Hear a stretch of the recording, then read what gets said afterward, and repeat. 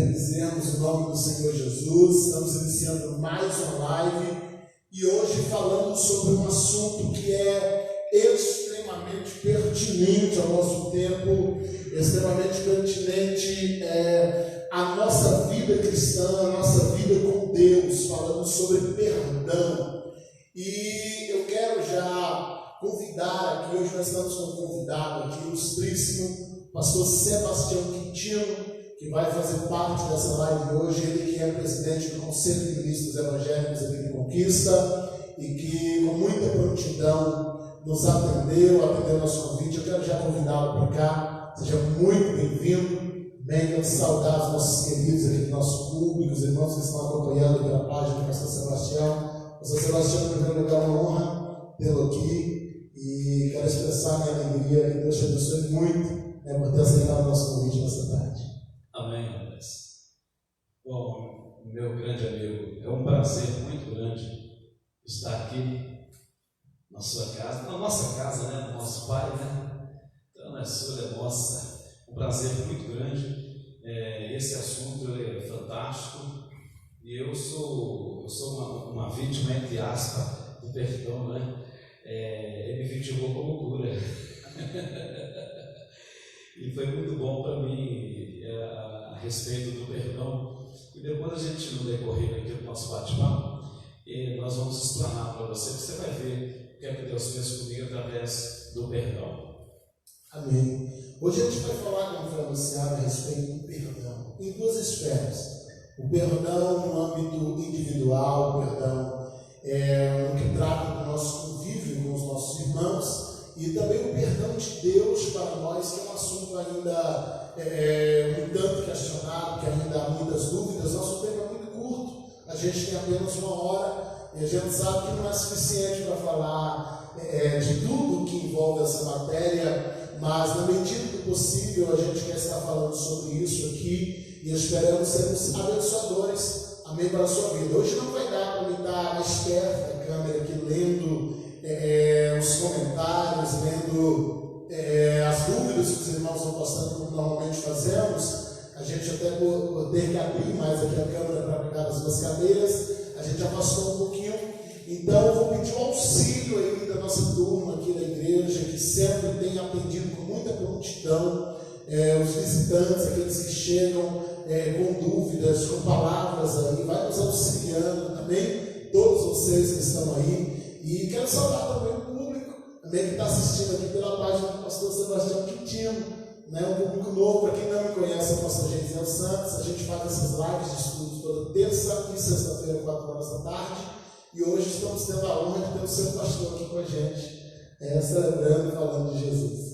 Isso, nós estamos aqui na igreja, na Reina Glória, pastor Geisiel, e está sendo transmitido aí essa live aí através do meu Face e também pelo Face dele.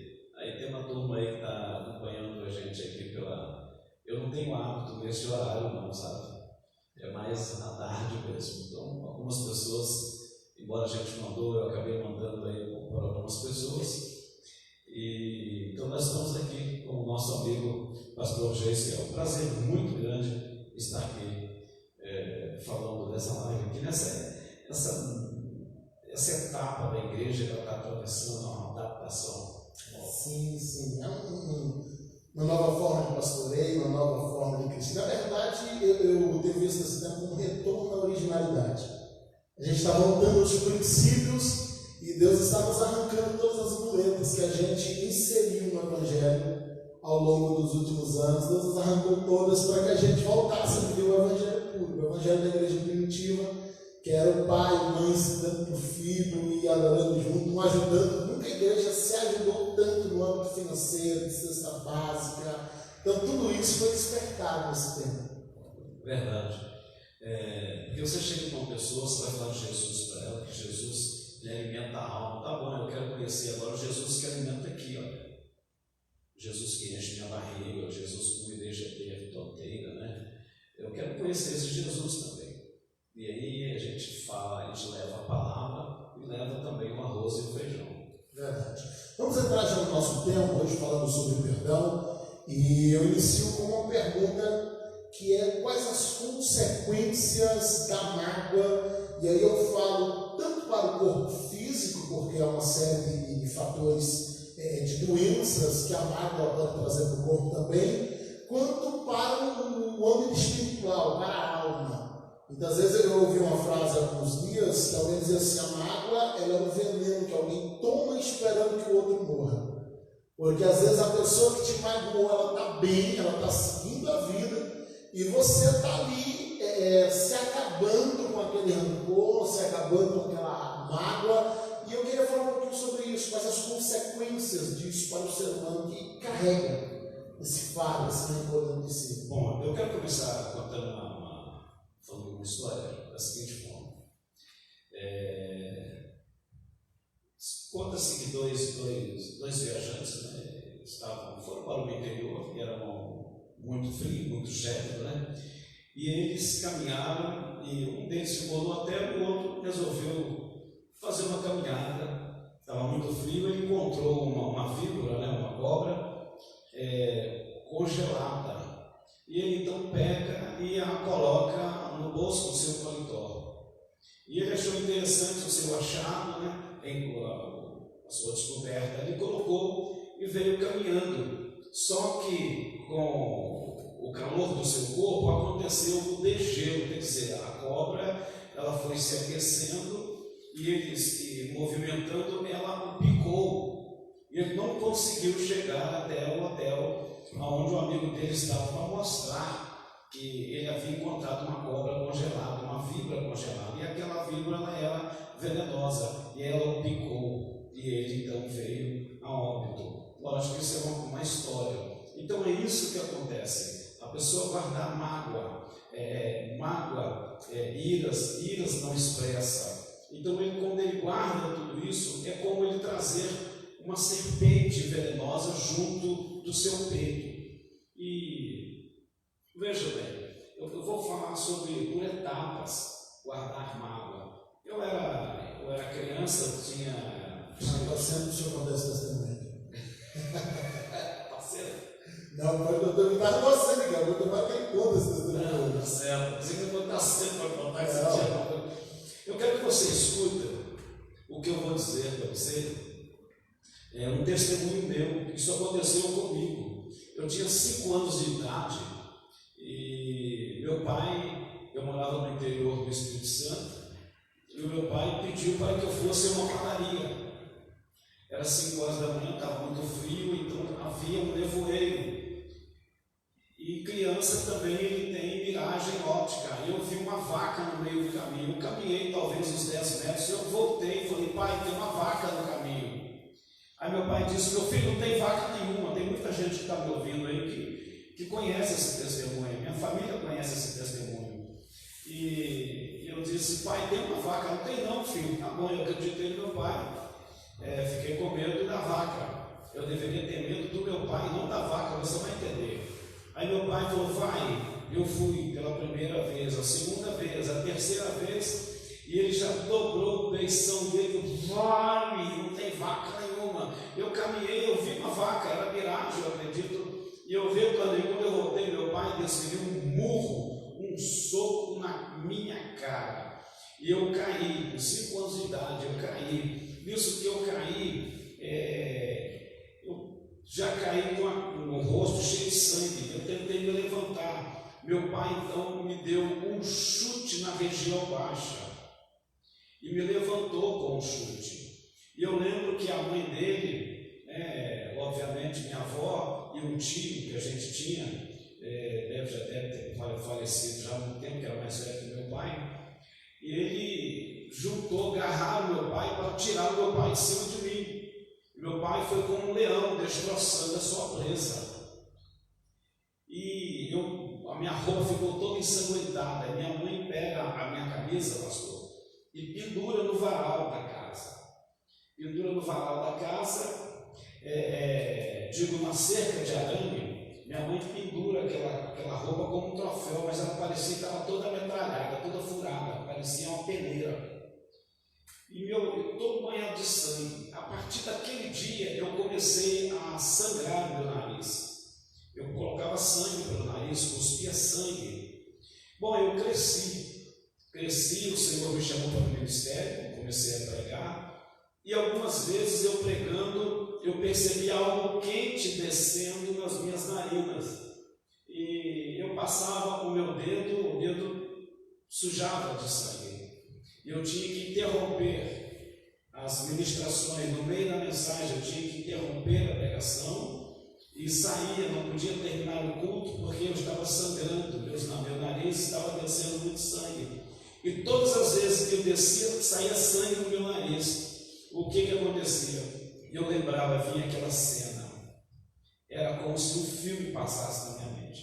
Mas o interessante, pastor, que eu nunca tive ódio, eu nunca tive rancor, nunca tive raiva do meu pai. Aí você vai entender, porque essas coisas ficam armazenadas no subconsciente. Elas ficam guardadas na sua alma, lá no seu subconsciente. Não necessariamente, às vezes, você vai guardar mágoa. Alguns guardam mágoa, mas eu não conseguia guardar a raiva do meu pai, mágoa do meu pai. E só que todas as vezes sangrava meu nariz. Interessante, era exatamente quando eu estava pregando. Saía sangue. Aí eu passava o dedo, meu Deus, está saindo sangue. Eu tinha um auxiliar chamado Luiz Cláudio lá no Espírito Santo.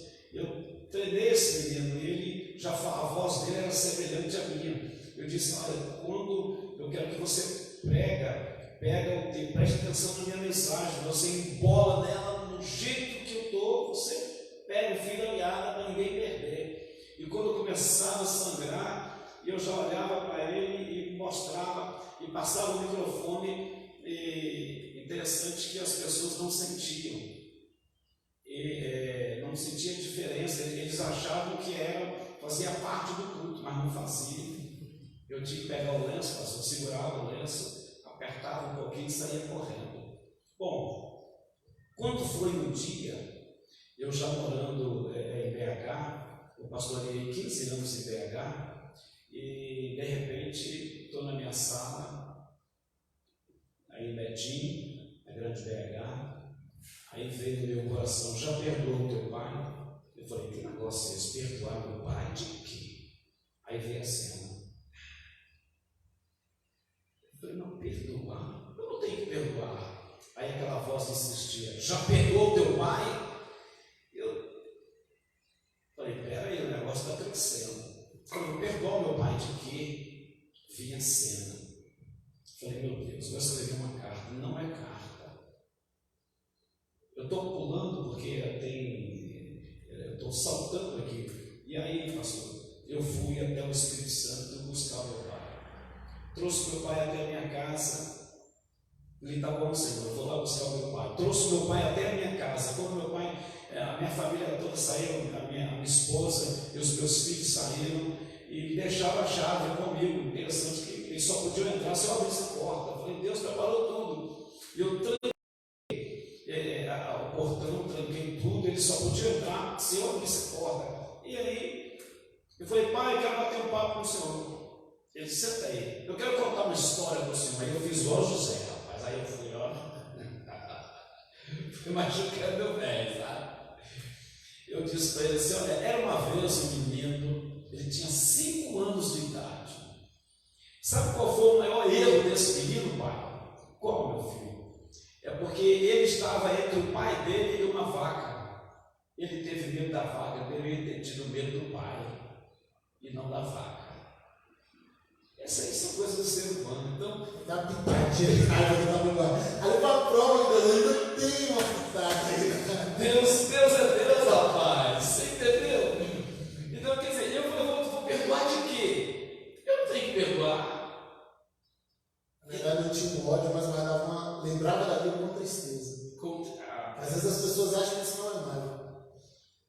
Exatamente. Tanto é que você vê que eu deu uma mastigada no final. A ordem é pede perdão, você tentou fazer ele pedir. Exatamente. Sabe, de repente do outro lado, ele tem algum filho que está precisando perdoar o pai, o esposo precisando de perdoar a esposa. Na maioria das vezes é a mulher que precisa perdoar o marido, porque a ignorância fica por conta dos homens. A porteira desemprestada por conta dos homens. A mulher é mais mansa, porque tem mulher que é brava. A mulher, como dá para ser porteira, vale por 10 porteiras de homem, que é coisa complicada.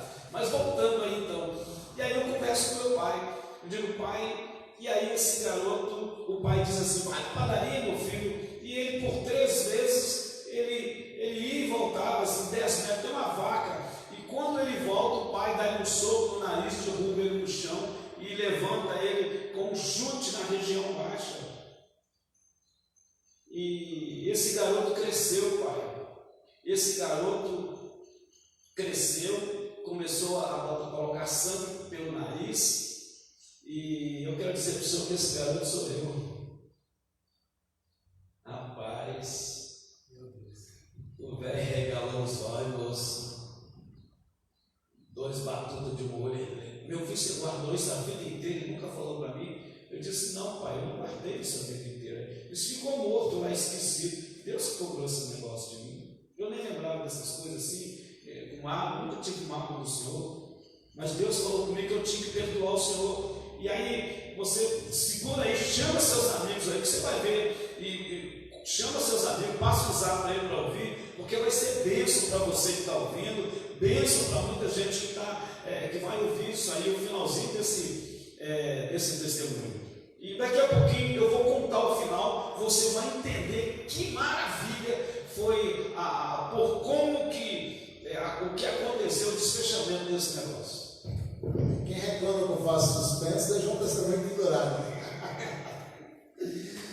Quem reclamou na última live com a história do galo, né? Eu segurei por 1 hora, pastor deixou no final. E é um final tremendo. Esse testemunho eu já ouvi no Café de Pastores. E é tremendo o que Deus faz. E aqui é uma outra pergunta, pastor. O que é perdão de verdade? Porque às vezes a gente fala assim, eu perdoei. E o senhor tocou num ponto bom. Às vezes a gente não guardou uma ira, mas você guarda uma tristeza. Né? Lembra daquilo com tristeza, lembra daquilo com... Aquilo ainda te causa uma angústia. E a gente fica com essa dificuldade de entender o que é o verdadeiro perdão. Porque muitas vezes eu não tenho uma mágoa, eu não tenho uma ira, mas eu tenho uma tristeza por aquilo. Eu olho para aquela pessoa e eu não consigo ficar bem perto dela. Ainda que eu não lembre, mas até tem assuntos que ele está tão no subconsciente que a pessoa nem sabe mais o porquê ela não se dá com a outra. E às vezes foi algo que ficou mal resolvido lá atrás. E é uma filosofia de vida que eu tenho que problema a gente não esquece, problema a gente resolve. Porque tem muita gente que fala assim, deixa passar o tempo, que o tempo resolve tudo. Não, o tempo não resolve.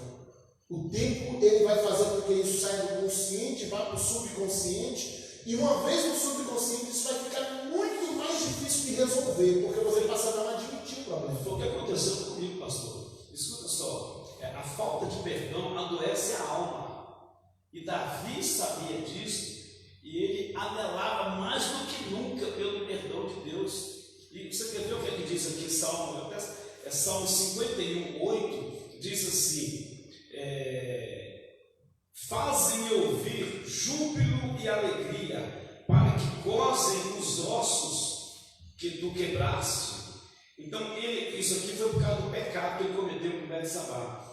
Ele anelava mais do que nunca, devolve-me a alegria do perdão, não me repulses da tua presença, porque o pecado e a falta de perdão é terrível. Então ele queria mais do que nunca, então ele veio a adoecer, e só o perdão de Deus poderia devolver a ele a alegria. Gera depressão, né? A mágoa ela gera depressão, ela aumenta o estresse, consequentemente ela pode gerar aumento de pressão, problemas cardíacos, levar você a não desempenhar bem sua profissão, não estar bem. Uma pessoa que ela sai de casa depois de uma briga de casal, normalmente ela não vai conseguir trabalhar bem, ela não vai conseguir exercer bem o seu trabalho. Se ela é ministro de Deus, não consegue pregar bem, vem para a igreja e não consegue prestar um culto, porque aquilo fica martelando, aquilo vai estar ali. Tem uma história não, isso é histórico, na Assíria, o Império Assírico, Eles pegavam os seus inimigos quando eles subjugavam as nações e eles levavam aqueles povos cativos e eles matavam metade. Se eles levassem 1000 prisioneiros, eles matavam apenas 500. Era contado. Então o que eles faziam? Eles pegavam um corpo morto e amarravam nas costas de um vivo. E obrigavam aquela pessoa a ficar 24 horas por dia, que ia durar para sempre, entre aspas, com aquele corpo nas suas costas, de forma que ele ia dormir com o corpo amarrado, ele ia comer, ele ia defecar, ele ia tomar banho. E por que eles faziam isso? Porque o corpo entrando em decomposição, o corpo do morto, os vermes que saíam desse corpo começavam a comer a outra pessoa que a carregava ainda viva. Então os vermes que eram gerados no corpo morto, eles comiam o corpo morto e o corpo vivo. E a pessoa que carregava, ou seja, no final da história, o que morreu foi um livramento, porque o outro ia ter uma morte extremamente lenta, dolorosa. E amado, é exatamente isso: é você carregar um corpo morto que vai te comendo, ele vai te degenerando, ele vai te destruindo, ele vai te fazendo entrar em decomposição. Amado, ele tem esse poder, é um corpo morto que a pessoa carrega. Ela acha que o morto é o outro, mas na verdade está comendo ela viva. Ela está sofrendo mais do que a outra pessoa. E o perdão é a remoção de um fardo. Perdão é a remoção de um fardo. O perdão ele nos influencia de forma positiva. E a falta de perdão, ou não perdoar também, o perdoar e ser perdoado traz uma influência positiva. E o não perdoando, eu não perdoar e eu não ser perdoado também, me traz uma influência na minha vida. E aí, pastor, deu tempo de você convidar alguém aí, eu já vou falar agora a respeito do que aconteceu. Então veja bem o que aconteceu comigo quando eu comecei a colocar sangue pelo nariz. Aí eu conversei com meu pai, falei para meu pai, por várias vezes eu tive que interromper as ministrações, porque saía sangue do meu nariz e eu lembrava do Senhor em cima de mim me esmurrando. Parecia a luta de MMA, em cima, esmurrando, me arrebentando. Mas eu quero dizer para o Senhor, Pai, que o Senhor é perdoado, porque eu já te perdoei no nome de Jesus. Considere-se, Pai, um homem perdoado. Meu Pai, os olhos dele ficaram vermelhos. E sabe qual o mais interessante disso tudo isso, pastor? Foi que a partir desta data, naquele dia, eu parei de colocar sangue pelo nariz. O corpo foi curado. O corpo foi curado. Pelo perdão. Pelo perdão. Olha que coisa. Está entendendo? Então o corpo foi sarado por causa do perdão.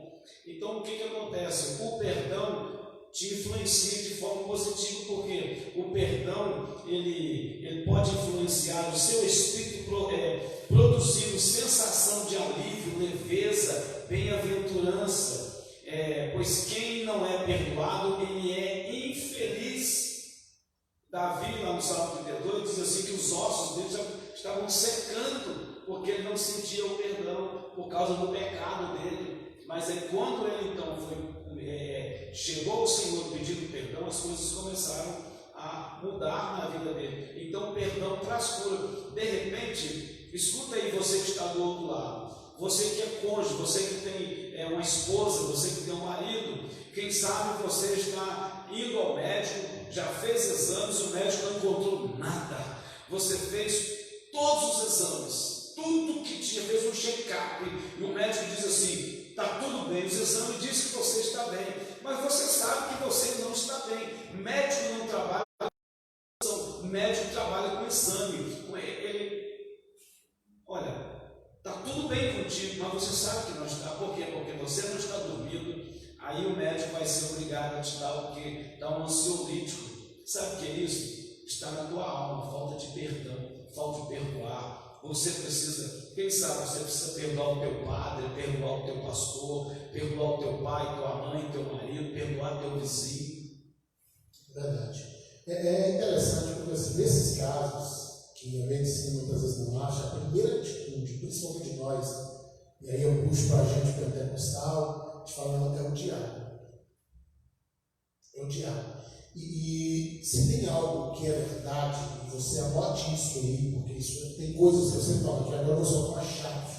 Tem coisas que são frases, mas tem coisas que são chaves. Por exemplo, abrir ou fechar portas.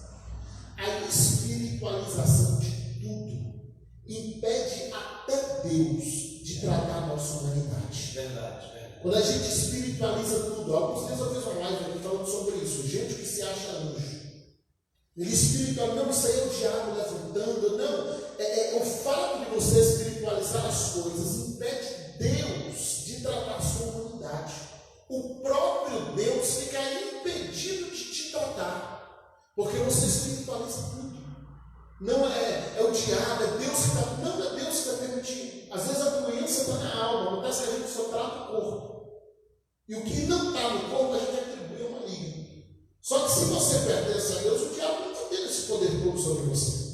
E se o diabo não está tendo esse poder todo sobre você precisa olhar para si mesmo e se perguntar: então o problema é comigo. Onde está esse problema? Se ele não está na minha carne, ele está no meu espírito. E esse problema no espírito, uma vez que eu começo a espiritualizar as coisas, no sentido de não é Deus, é o diabo, levo para uma outra dimensão, eu impeço até o próprio Deus de me tratar, porque eu preciso ser tratável. E para Deus me tratar, eu preciso dar a Ele uma humanidade. Mostrar: Deus, eu sou ser humano, eu tenho limitações, eu tenho problemas, porque no momento que eu reconheço isso, eu estou dando a Ele a liberdade de me tratar. Né? E eu quero puxar um outro assunto aqui, pastor, que eu acho que esse é um pouquinho mais polêmico, e independente da resposta que a gente der aqui, eu acredito que vai ter discordâncias. Queridos, coloquem nos comentários a sua opinião. Tá bom? Quando a gente acabar aqui, a gente vai ler esses comentários aí, na medida do possível a gente responde. Tá bom? Vai colocando as suas dúvidas, as suas opiniões. Você que está assistindo ainda não compartilhou, não sei o que você está esperando. Então, em nome de Jesus, compartilhe aí, chama mais amigos, chama mais pessoas, muita gente precisa ouvir isso. E a minha pergunta é: uma vez que eu perdoo alguém, até que ponto fica a minha obrigação de retornar em toda a confiança que eu tinha nela? Porque muita gente ensina assim: não, eu perdoei e para isso eu preciso retornar em 100%, ou do contrário, não foi perdoado. Olha, deixa eu contar uma experiência para você. Eu pastoreei uma igreja em Vitória do Espírito Santo, e tinha uma pessoa que gostava de mentir. Lá na cidade tinha um cara que gostava de mentir. Todas as vezes que ele vinha para mim, ele sempre mentia. Pastor, você me perdoa, pastor, está perdoado. Você me perdoa, pastor, está perdoado. Rapaz, eu perdoei o cara acho que mais 100 vezes ou mais. Aí tem alguém dizendo assim: mas a Bíblia manda perdoar 490. Chegou errado. Mas o cara, desculpa a expressão, que o teu pejorativo, o cara não toma vergonha na cara, não. Porque isso era comigo, ele mentia para a igreja toda, para a cidade inteira. Quando chegou um dia, falou para mim assim: pastor, me perdoa? Eu disse: não te perdoo mais, esgotei o perdão com você. Aí ele: mas que é isso, pastor? Eu falei: não, considere-se perdoado o dia que você tomar providência na tua vida, se converter e parar de mentir. Porque enquanto você estiver mentindo, tem perdão para você não. Confiança ficou abalada. Eu perdoo você agora, você já está pensando em outra mentira. Então, que adianta o meu perdão para você se o perdão de Deus não funciona na vida de uma pessoa que ela está assim: Senhor, me perdoa, mas ela já está projetando uma desgraça ali na frente. E a gente fala: esse negócio aqui. É um ponto complexo isso aí, porque a gente já viu um problema disso, principalmente quando envolve relacionamentos. Não, mas se perdoou, às vezes o perdão ele foi dado, mas a confiança, em alguns casos, ela não tem mais como ser restaurada, porque houve a recorrência. Tem situações que elas são complicadas. Então, assim, eu preciso lapidar meu coração, e aí entra o testemunho do Senhor do seu pai, porque apesar do Senhor achar que eu tinha perdoado, na verdade o Senhor ainda lembrava daquilo com tristeza, o Senhor ainda lembrava, aquilo ainda te causava incômodos e algo que precisava ser tratado, Deus tratou. Mas por outro lado, como por exemplo, eu vendo fiado para alguém, e se alguém me enrola, me bloqueia no WhatsApp, e ele não me paga, e de repente, já aconteceu isso comigo, já vendi um pacote de revista para um colega, e ele, além disso, ele me bloqueou no WhatsApp para que eu não conseguisse cobrar. E eu encontrei ele um ano e pouco depois, eu falei com ele, ele veio, quando ele viu que ele não tinha como correr, ele me procurou e ficou todo, você disse, eu vou dar um jeito, meu querido, eu perdoo a tua dívida. Estou dando a tua dívida como perdoado. Ele, não, pastor, vou pagar, eu já tinha quase 2 anos. Eu falei, não, eu estou dando a tua dívida como perdoado. De hoje em diante você não me deve mais nada. O problema se deu, isso tinha passado 2 anos da primeira compra, e eu de fato peguei aquele boletim que eu tinha com a assinatura dele, eu rasguei. Só que 1 mês depois ele me liga. Ele tinha 2 anos e não comprava mais revistas em minha mão. Pastor, estou precisando de outro pacote de revistas. E agora eu só venho uma vista. Mas pastor, você não disse que me perdoou? Que perdão é esse, querido? Eu perdoei, mas eu entendo que o seu caráter não foi transformado. Então eu não posso te vender fiado de novo. Porque senão a gente vai estar, eu vou estar alimentando uma nova mágoa, eu vou estar criando, eu estou entrando numa situação em que eu sei que eu vou viver um novo problema. E essa é a dificuldade, mas então não houve perdão. Muitos falam, então não houve perdão, porque se houvesse perdão você perderia. Mas é isso realmente que deve acontecer? Olha, eu não empresto cheque para ninguém. Só tem uma pessoa que me conquista que eu empresto cheque para ela. Não empresto cheque para ninguém, praticamente. Eu emprestei um cheque para uma pessoa que não tem dado valor, a pessoa levou mais de uns 2 anos e não me pagou. E um valor considerável. Depois eu falei, pastor, você pode me prestar um cheque?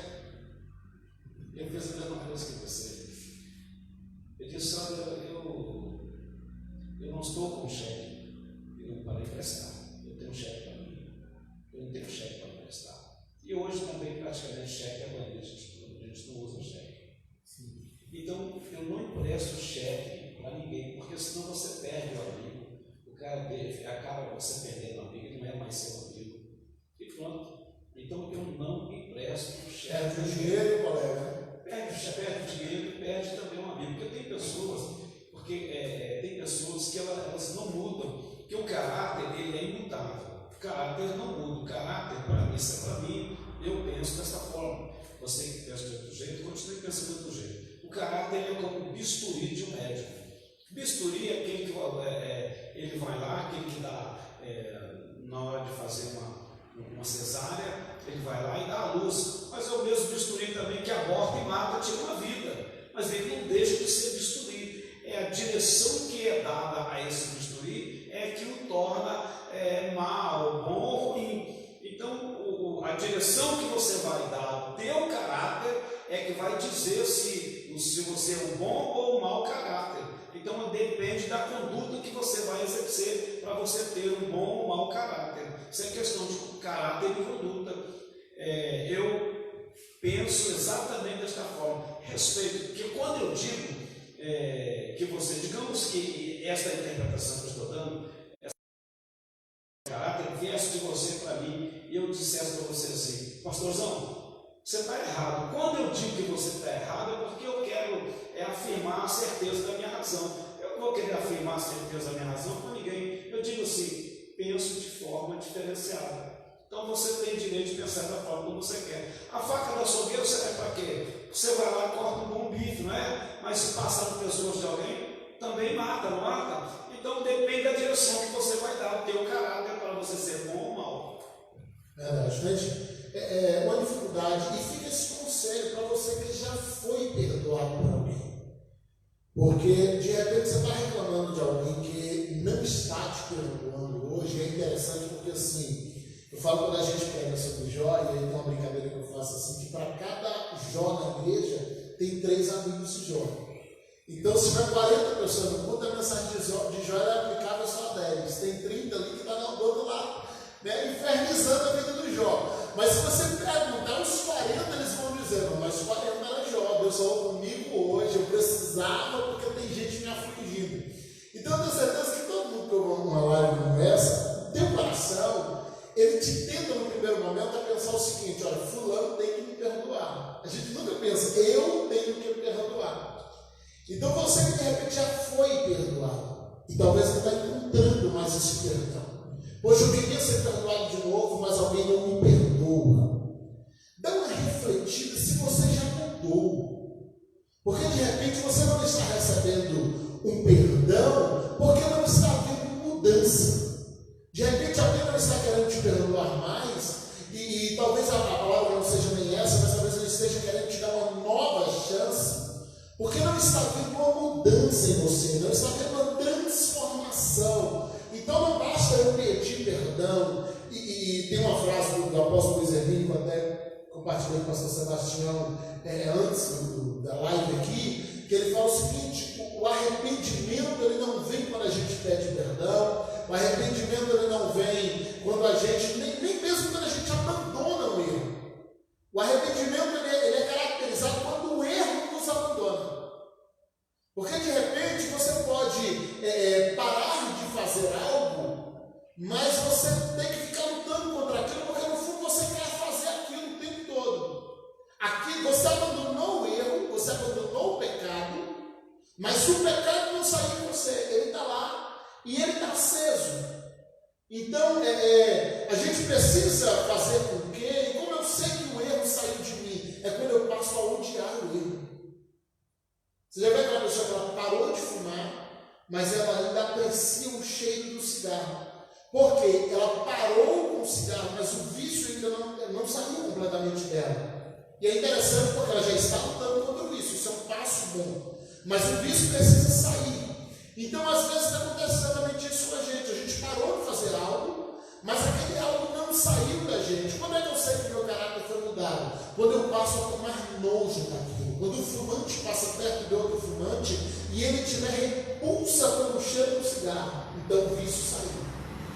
E a mesma coisa são as nossas atitudes. Eu preciso tomar nojo daquilo que me levou a ferir alguém, tomar nojo daquilo que me levou a magoar alguém, porque quando eu faço assim, eu estou realmente caracterizando que eu estou arrependido, que eu realmente tomei uma repulsa daquilo ali, e aí sim eu posso ter a certeza de que eu não vou fazer de novo. Pastor, eu trouxe uma palavra mesmo na igreja dizendo assim: existem pessoas que elas têm que se arrepender já, não é do que fazem, mas arrepender do que são, do que ela arrepender do que são. Davi, ele diz assim: lava-me completamente da minha iniquidade, purifica-me do meu pecado, porque eu conheço as minhas transgressões e o meu pecado está sempre diante de mim.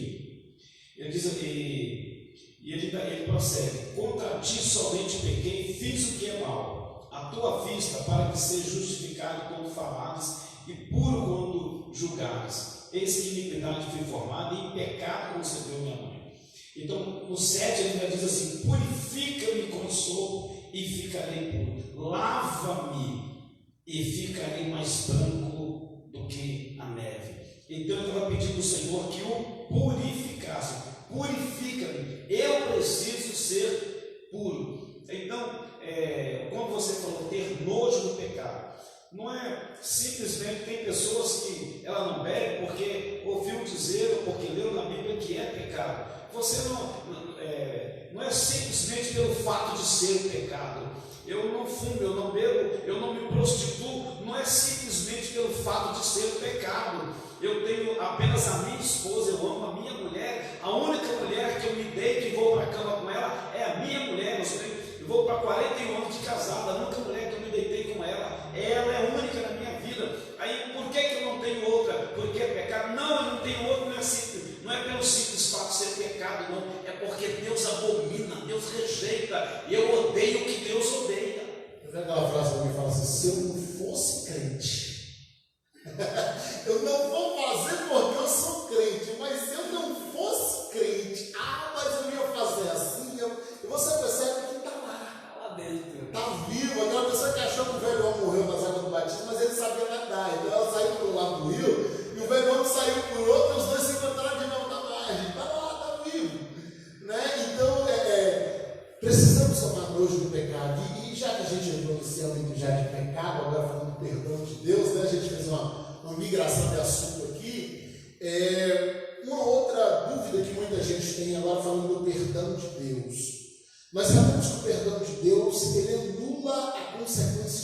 espiritual. A Bíblia vai dizer em Romanos, Paulo escrevendo, ele diz que todos os pecados expulsos estavam na presença de Deus, ou diante de Deus. Mas Romanos 8, primeiro, também diz que nenhuma condenação há para quem está em Cristo Jesus. Paulo escrevendo aos Coríntios, no capítulo 5, versículo 17, ele vai dizer que quem está em Cristo é uma nova criatura, todas as coisas velhas se passaram, e tudo se fez novo. Então, a gente poderia citar inúmeros textos aqui da graça, provando que a condenação espiritual, que é a consequência do pecado, a Bíblia diz que o salário do pecado é morte, mas o dom gratuito de Deus é a vida eterna. Então, a consequência espiritual, que é o inferno, ela é anulada por Jesus.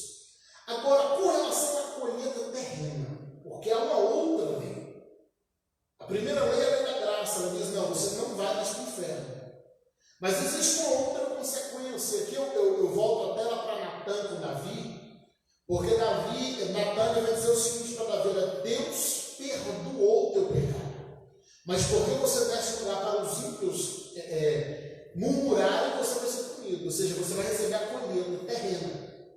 Davi, ele dá duas sentenças. A primeira é: esse homem tem que morrer, porque Natan faz uma parábola, ele diz: esse homem tem que morrer, e esse homem tem que pagar 4 vezes mais. Se auto-sentencia. Se auto-sentencia. Então ele se dá duas sentenças. E Natan imediatamente anula uma, ele diz: você não vai morrer, porque a morte é a consequência do pecado. E quando Natan diz: você não vai morrer, ele está dizendo: o pecado, a área espiritual foi apagada.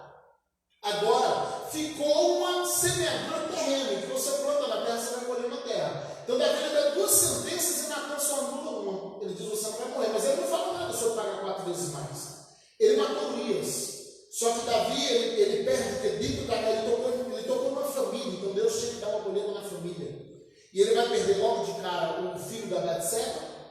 Na sequência vem Aminon e estupra a irmã, e Absalão mata ele, então ele perde o segundo filho. Absalão morre pela mão de Joabe, perde o terceiro filho, e ele vai perder o 4º filho já perto dele morrer. Me fugiu o nome do filho agora, se vocês vão lembrar, que é o que morre lá segurando um altar que tentou tomar o reino de Salomão. Então ele vai perder, ele mata um e ele perde 4. Quem deu essa sentença? Foi o próprio Davi. Ele disse: esse homem vai pagar 4 vezes. Então é uma colheita espiritual e uma terrena.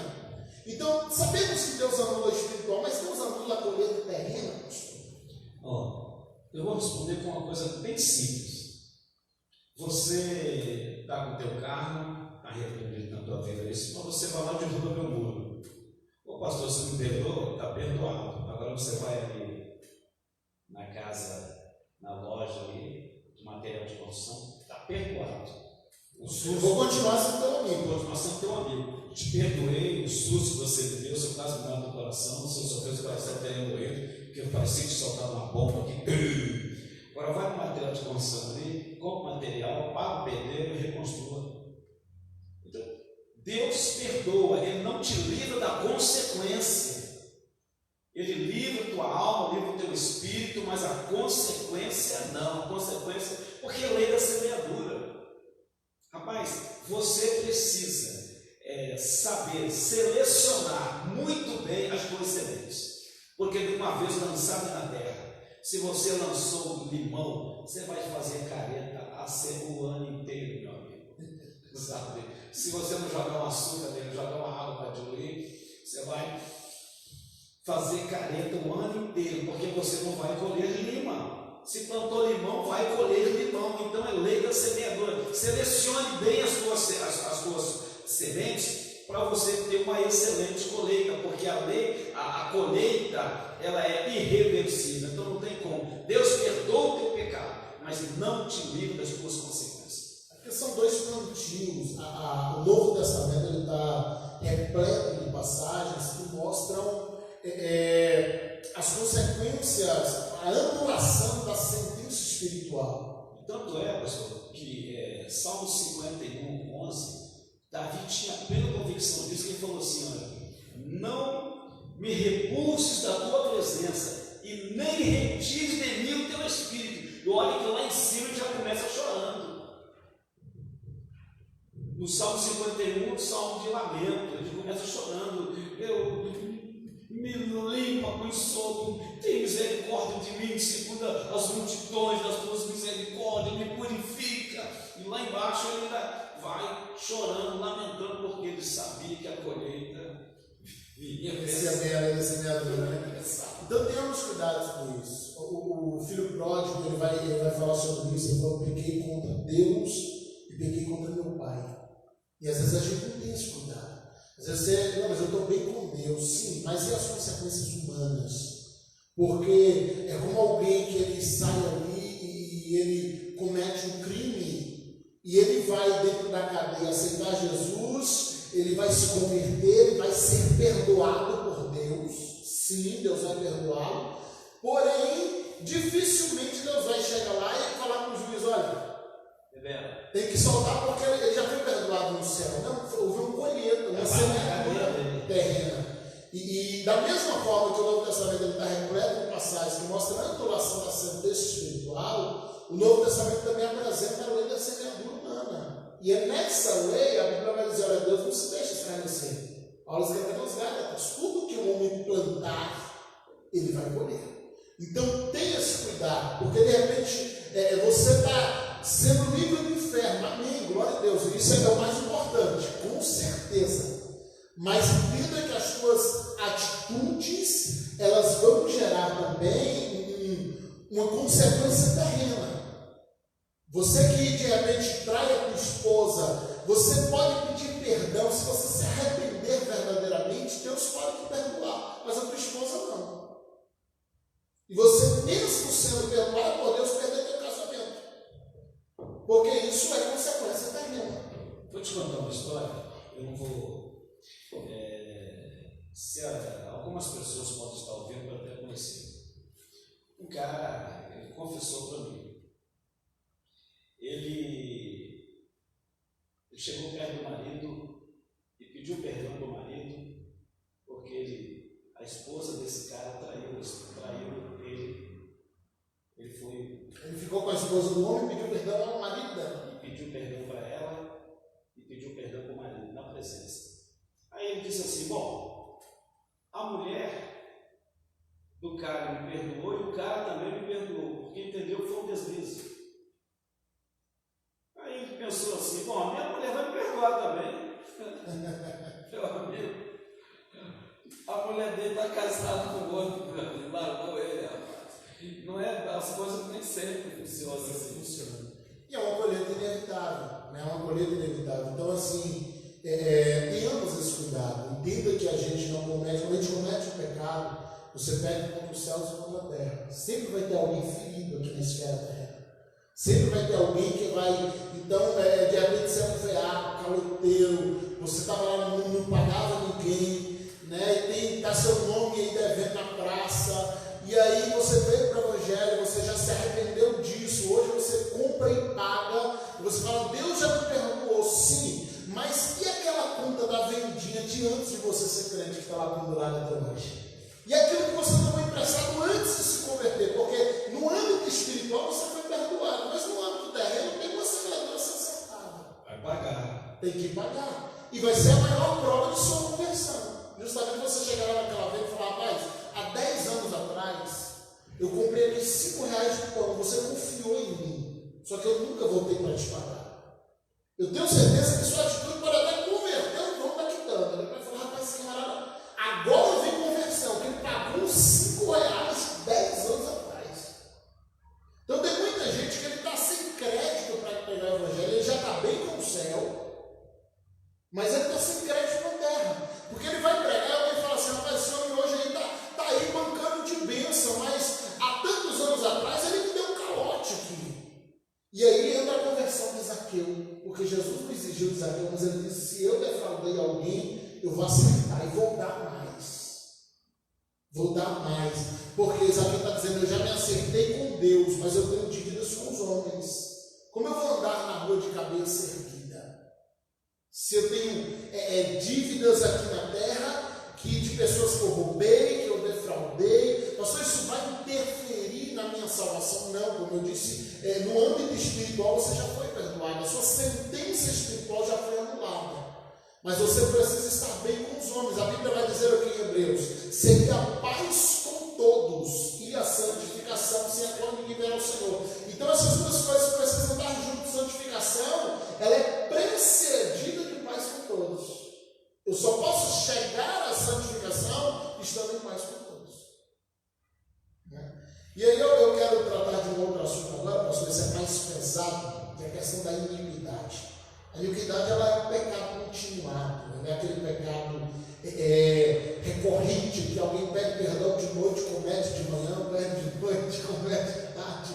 Ele todo dia ele pede perdão, ele sabe que é errado. Tem um texto que o senhor deu uma Bíblia aqui rapidinho, texto de Hebreus 10, versículos 26 e 27, que eu acho esse texto um dos mais duros da Bíblia, e eu ficava se torcendo para alguém ter colocado ele no Antigo Testamento, porque eu sempre podia dizer que ele estava anulado. Hebreus 10, 26 e 27, abra aí por acaso, por favor, confere esse texto na tua Bíblia aí, porque acho que a minha veio com algum erro, né, de digitação.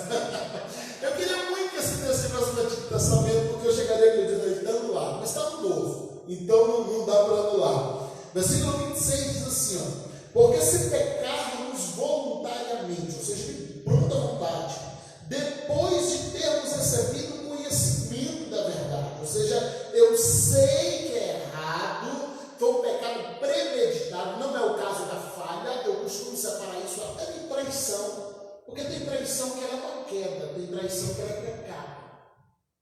Tem coisa que chegou lá e aconteceu. Eu lembro da minha infância, uma época que muitos pastores não vigiavam, eles saíam para fazer visitas sozinhos, muitas vezes para irmãs que moravam sós, e muitas vezes algumas mulheres dessas malas situações, o pastor estava numa fraqueza física naquele dia e caiu. Então era uma queda, mas existe o caso daquele outro que passou na casa da mulher, marcou um encontro, levou ela para um motel, então não é uma queda, houve uma premeditação.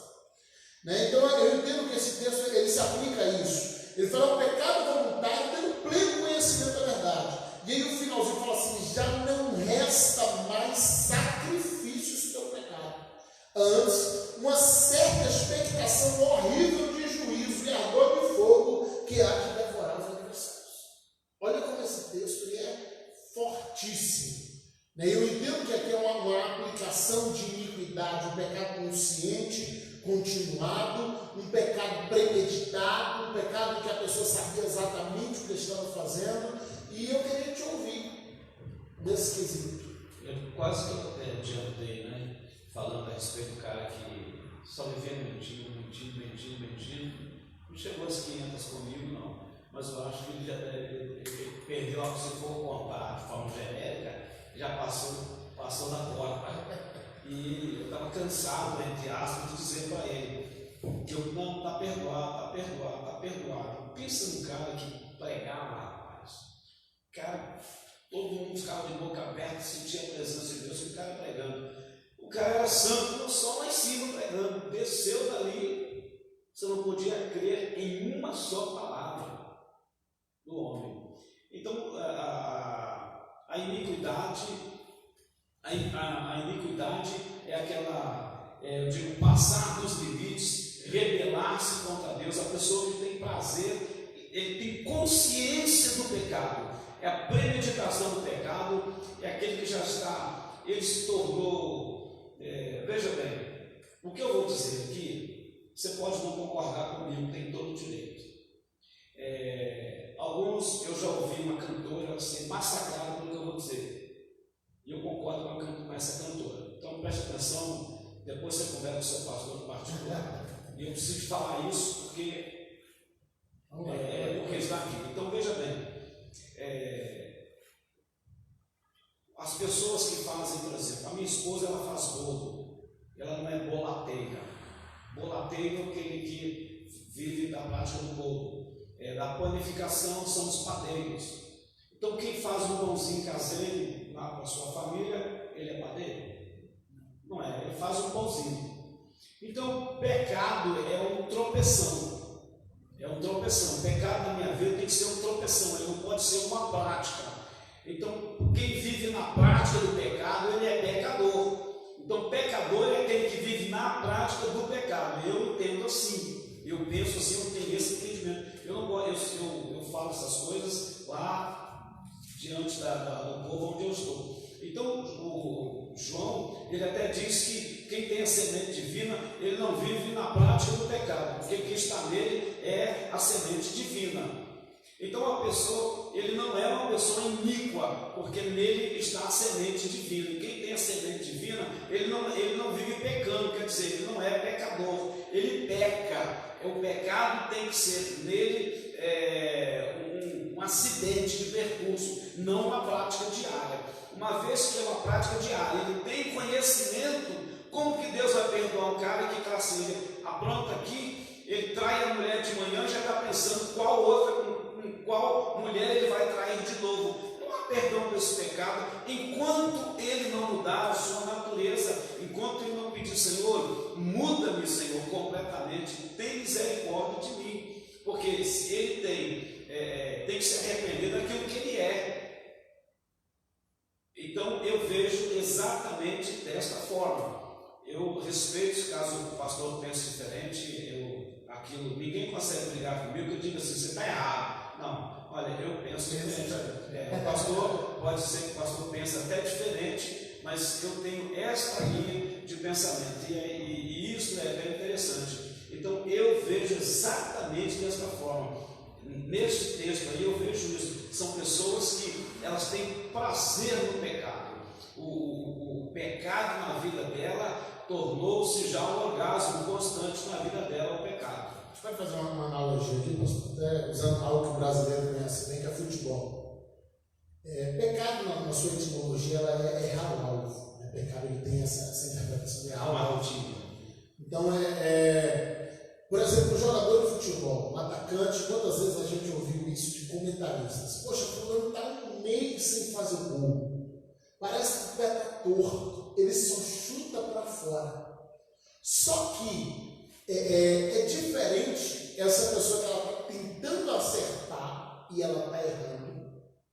E muitas vezes ele está lutando, Paulo fala sobre isso, poxa, eu estou lutando contra a minha carne, mas eu ainda tenho pontos que eu sou vencido. Daquele jogador que antes do jogo ele se encontra com o técnico do time adversário e ele recebe um dinheiro para chutar para fora, ele vende o jogo. Então, os dois perderam o gol. Falou, mas fulano e fulano perderam o gol, só que um tentou acertar e o outro errou de propósito. E sabia fazer. Então, eu vejo o pecado exatamente nessa visão. Existe aquele que ele está sendo vencido ainda por algumas áreas de sua vida que ele não consegue vencer, mas a gente vê uma luta constante. Mas existe aquela pessoa que ela passou a ter prazer no pecado. Ela vive pecando e ela sente prazer naquilo. E muitas vezes, se você tentar falar com ela, ela vai dizer, não, mas quem sabe da minha vida é Jesus. Isso é ruim, isso não é uma vantagem. Nunca foi. Porque ele é Jesus. Você falou sobre isso aí, Edmundo, quando saiu do Vasco, foi pro Cruzeiro, no pênalti, engoliu aquilo ali. Então, para a gente tira, né? O que acontece? Então, quantas vezes quer acontecer na nossa vida espiritual? E a gente já está chegando no finalzinho da nossa live, a gente tem uns 3 minutinhos, eu já vou dar para o pastor fazer as considerações finais, mas eu quero falar sobre isso. Quantas vezes você tem errado de propósito? Você pega o pecado voluntário, você premedita o pecado, ao ponto de muita gente até pedir perdão antecipado. Deus me perdoa, porque eu sei que amanhã eu vou errar de novo. Eu sei que isso aqui é errado, Jesus. Eu não posso parar. Eu chamo o famoso pecado de estimação. Ele já virou parte da vida. Não, mas é porque minha família toda é assim. Não, você precisa fazer diferença. Você precisa mudar. Não tem ninguém para vir de uma linhagem pior do que Asa. O rei Asa não vem de uma linhagem. Salomão, Davi ele trai a esposa, ele vai ficar com uma mulher casada. Salomão ele se envolve com 1000 mulheres. Roboão, e aí o que eu vou soltar aqui, eu precisava até de tempo para mostrar, mas a Bíblia vai dar indícios de uma bissexualidade. Aí ele gera Abias vai gerar Asa com a própria mãe. Roboão ele é casado com Maaca, que é filho de Absalão, e desse casamento nasce Abias. Mas quando Asa, neto de Roboão, assume o trono, a Bíblia vai dizer assim, e é Asa, filho de Maaca, filho de Absalão. Ou seja, Abias ele vai gerar um filho com a própria mãe. Então não tinha um cara para ter uma família mais atrapalhada do que Asa, mas quando ele assume o trono, ele diz, eu vou mudar a história. Esse histórico de pecado vai mudar dentro de Israel. E Asa restabelece a vida de santidade com Deus. Então, meu irmão, não importa o teu histórico, comece a escrever uma história nova. Jesus quer ver em você um desejo de mudança, desejo tal, que te leve a clamar, chorar, que te leve a lamentar por uma mudança de caráter, por uma vida de santidade, por uma vida nova com Deus. Pastor Sebastião, nossa hora já venceu. Faça as considerações finais aí para o nosso povo. Olha, se você precisa perdoar alguém, se vira problema todo seu. Dá seu jeito, te vira. Vai, procure alguém, procure-se alguém que você precisa perdoar, vá lá e perdoe. Se é alguém que você precisa pedir perdão, vá lá e peça perdão também.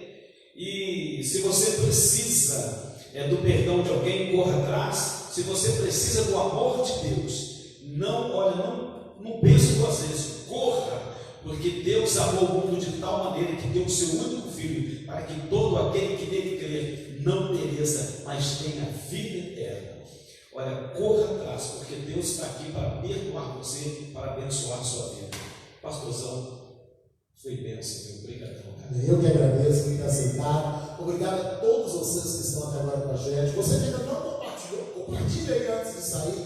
E eu quero te deixar um convite especial. Entra aí, curte a minha página, Pastor Geisiel Santos, PR Geisiel Santos, facebook.com/PR Geisiel Santos, porque essas lives, muito em breve, elas começarão a ser feitas pela minha página.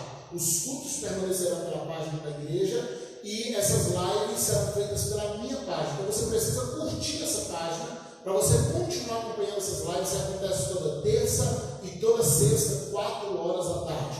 Que Deus te abençoe por ter ficado até agora com a gente, que o Senhor te proteja, te guarde e que a bênção do Senhor esteja sobre a tua casa, a tua família e que o Senhor te ajude a perdoar e a pedir perdão. Deus abençoe, fique na paz, você Sebastião, muito obrigado, em nome de Jesus. Amém. Um abraço para todas as mamães, né? Sim, domingo agora, dia 2 para duas especial, que é minha esposa e minha mãe. Eu vou deixar um abraço especial para elas e para todas as mães aí que estão nos assistindo. Que Deus te abençoe. Deus abençoe.